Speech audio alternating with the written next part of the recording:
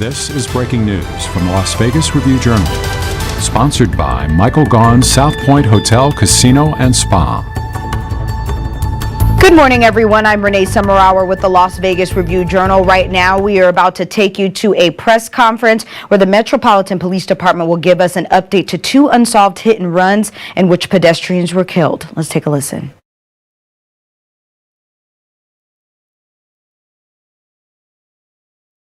Be cognizant of their surroundings, but slow down when you're in your vehicles in our community. Take an extra minute. Be cognizant that we are returning to more populated roadways as we continue to reopen our community, and this is really going to be a joint effort by everybody. And we also are here to highlight these hit and runs because the community plays an imperative role in helping resolve these cases. The team here does an incredible job, oftentimes with hardly any information to go on. They work so hard to resolve these cases, but in those like these two that we're here to talk about today, you have such little information to go on that it really is up to our community to get involved, pay attention, take notice of people in their lives that might be acting a little bit unusual, and invite everybody to call 702-828-3786. This team here investigates every lead that they get, and of course Crime Stoppers is also an important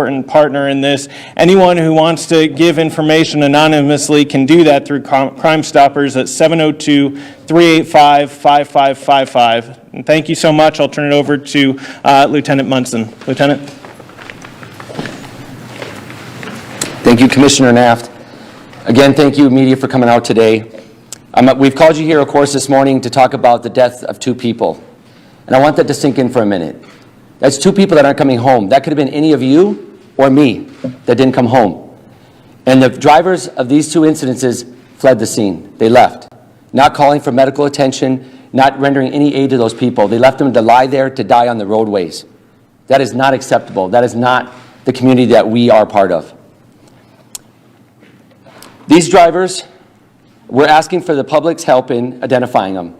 And I'm going to give you some specific information, reference these two fatalities, to hopefully jog the memories of some people that might have been out there who saw what occurred. I want to address the drivers and how important it is to stay on scene. This year, as the Commissioner talked about, we are at 6 hit and run fatalities. We're not even 3 months, we're just ending 3 months into the year, 6.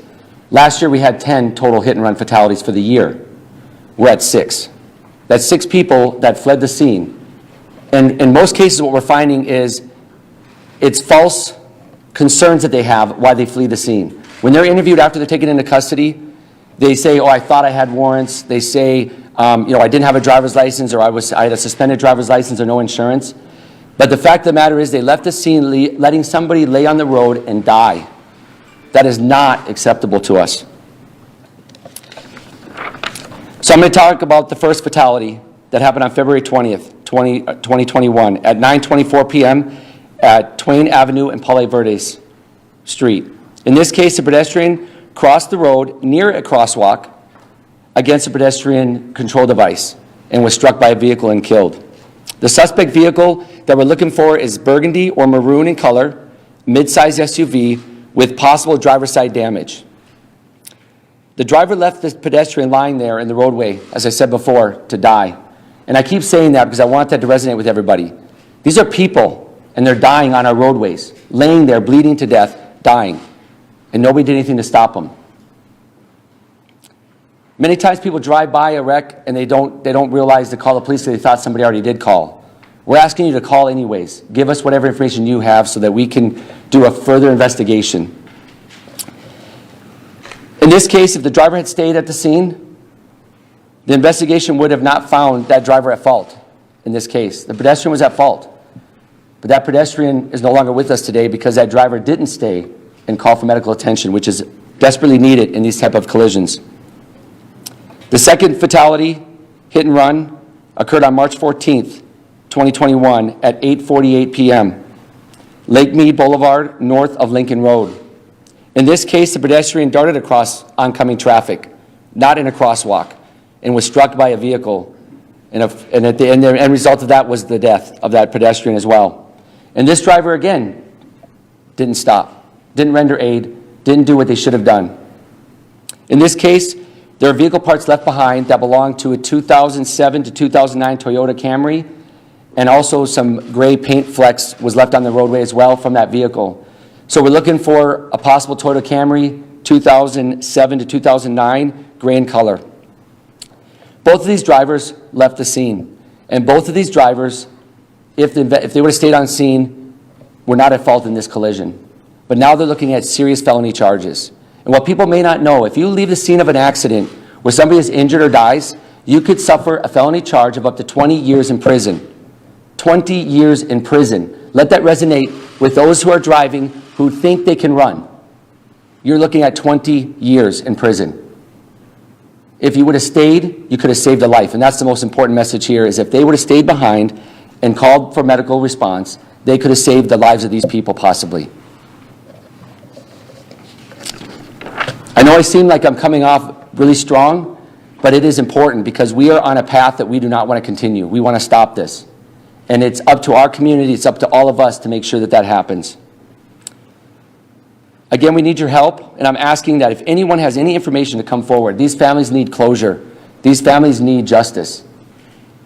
And the people that are responsible need to face the consequences of their actions. As the Commissioner said before, they can remain anonymous by calling Crime Stoppers, or you can go online even now through your phone app and call crimestoppersofnv.com. You can do that through online, or you can message our Facebook at LVMPD Traffic. And on our Facebook, we are going to be highlighting all of our hit and run fatalities that we've had that are not solved. Again, I want to thank the Commissioner for his support, as well as I want to give a special thank you to all of you here in the media that are in this room today. Because if it isn't for you, we wouldn't get our message out. And you help us accomplish our mission to provide exceptional police services in partnership with our community. And I thank you again for everything you guys do for us.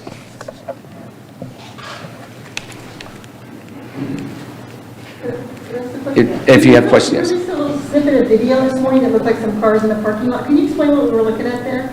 I'm going to bring the actual case agent on this because he can speak specifically to that incident. Okay. It's going to be Detective Salisbury.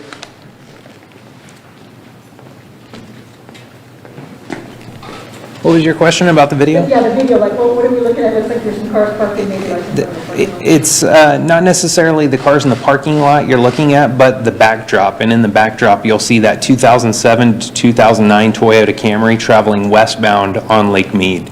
In this instance, that's about all the evidence we have to go off of. We have a blurry video of a car that we wouldn't have identified had those parts not been left behind.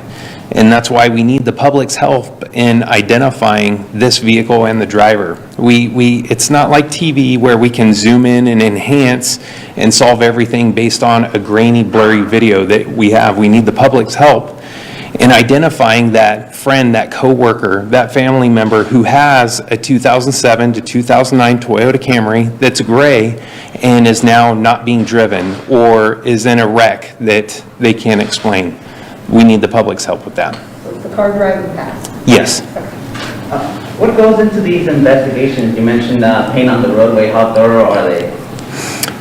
It's a very broad question. How thorough are the investigations? We investigate everything as thorough as we can. We exhaust all leads until we have no other resources left. And most of the time that results in a conviction. We get many of our drivers in custody. On these two instances, we don't. That's why we're asking for the public's help. You spoke about half a dozen fatals, but 4 people have been arrested on the other 4? Yes. Are there factors that are contributing, do you think, to this spike that we've seen over the last few weeks? This is not just a high number for this year, but that's a high number for that stretch. I mean, that's a lot. Absolutely, and while we can talk about many different factors on the frequency of these fatals, ultimately I'm going to tell you the biggest factor that I've seen in my last 15 years of investigating traffic crashes is speed and impairment. Whether it's the pedestrian that's impaired, whether it's the driver that's impaired, impairment's commonly a factor. and the other one is speed. If, in these instances, even when the pedestrian's at fault, if that driver had been going a little bit slower, many of these can be avoided. Are the investigations taxing on the team? I mean, you have so many accumulated in such a short amount of time. Taxing, yes, of course. We do a lot of hard work. We respond to anywhere in the neighborhood of 120 to 150 of these each year, and there's only 8 of us. We're out on the roadways in the middle of the night often. How confident are you that these people will be identified and arrested? I'm counting on the public's help. In order for a conviction to be made in this case, I need those people to come forward. Somebody knows something. A person doesn't just hit and kill somebody on a road and remain completely silent. Somebody's friend, their family, their coworker knows that they did this. That's the person I'm looking for to do the honest, right thing and come forward. Because the driver that isn't coming forward, that person's a coward. We already know that. They're not taking responsibility for their actions. I'm counting on that person that knows the driver to do the right thing and report them so we can at least have a lead to go off of. And in those cases, when that happens, yes, we're going to make a conviction. There's going to be somebody who's going to be held accountable. At what point do you have to call the family and say, we don't have it, we don't know? I try not to give up and lose hope on any case because we've had them. We had one hit and run that we solved, and it was like 15 months after the fact. Finally, the evidence comes in, and we get forensics back, and we're able to make that arrest. That's great. So I try not to ever give up hope to that family. But in this case specifically, on our March 14th crash, I've already spoken to the family and let them know what the amount of evidence we have, which is very limited. Is there a message out there for pedestrians also to do the right thing on, maybe they would have been on a crosswalk? Absolutely. Pedestrians that are out there, you have to keep yourself safe. In our industry, we call it don't be dead right. If you're going to walk out in a crosswalk, you still need to be cognizant of your surroundings. Don't cross thinking I have the right of way and not look for traffic, because when that vehicle hits you, you're soft and squishy compared to that vehicle. You're going to get hurt or killed. Be cognizant of your surroundings. When I'm walking down the street on the sidewalk with my daughters, I'm hyper vigilant on everything around me because I've seen this too often. I want to make sure that my daughters and I are safe while we're walking on the sidewalk, because too often you see these crashes where vehicles are coming up onto the sidewalk like we had 2 weeks ago. So these drivers wouldn't face any charges relating to the crash itself. They weren't at fault there, but they will face charges for fleeing the scene, right? Correct. On March 14th, I don't know if that driver's impaired or had something going on, but I have somebody that's traveling down the roadway at night at a lawful speed. If that driver's not impaired and they hit and killed that pedestrian and remain there, there's absolutely no charges that would be filed in that case. The charges for hitting somebody being impaired, is it similar to the charge of fleeing the scene? Say somebody, as far as the consequences? Yeah. Yes, we're one of the only states that do that, where our leaving the scene, our hit and run charges, the consequences are up to and including the same consequence for driving under the influence resulting in substantial bodily harm or death.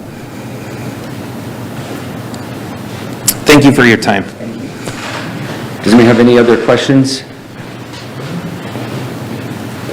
Commissioner Mapp, you have anything? No, just again, thank you all for coming and helping us get out the word. Crime Stoppers is 385-5555. Thank you. So you just heard from Metro Lieutenant Greg Munson, along with some other figures, talking about the pair of fatal hit and run cases in which pedestrians were struck and killed. They mentioned a couple things. They mentioned that in both cases that the driver was not at fault, but because they don't know the condition of both drivers and they don't know why this happened because the drivers fled, those drivers could face up to 20 years max in prison for these hit and runs. They say it's the same the same charges that someone who may be impaired, who also causes bodily harm. It's the same charges that they would face now that they have fled the scene. They said in the first case, they're looking for a maroon or burgundy midsize SUV with possible damage. Again, no one helped, and the pedestrian was at fault in that case. The driver did flee the scene. The March 14th accident, again, the pedestrian darted out into the road, so it was initially their fault, but the driver did not stop. In the second accident, they were looking for a Toyota Camry type of vehicle with a gray color. Basically, they are telling pedestrians to be hyper vigilant as the city begins to reopen. They want to make sure that everyone is walking across the street in a safe manner and not just darting out in the road, and making sure to pay attention to their surroundings as they answered questions from the media. As always, we will continue to cover this story as it develops at lvrj.com, and we will have an update for you this evening on 7 at 7 p.m. You can also download our free RJ mobile app and get your news alerts sent straight to your phone. And also, you can find us on your favorite digital platforms, Roku TV, Facebook, Twitter, and so much more. I'm Renee Summerhour. Thank you for joining us today. You've been watching breaking news from the Las Vegas Review-Journal, sponsored by Michael Gaughan's South Point Hotel, Casino, and Spa.